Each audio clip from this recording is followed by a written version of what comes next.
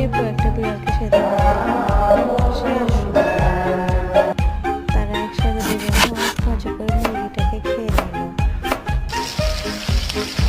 তার রান্না অনেক স্মেল অনেক সুস্বাদু ছিল। তাই বিড়াল দুটি অনেক স্বাদ পেয়েছে।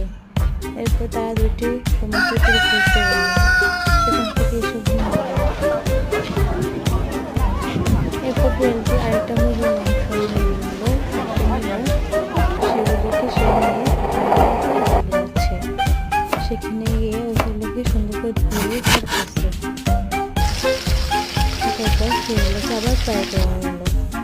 এরপর দুটো বিড়াল মিলে সেগুলোকে অনেক করে খেয়ে নিল।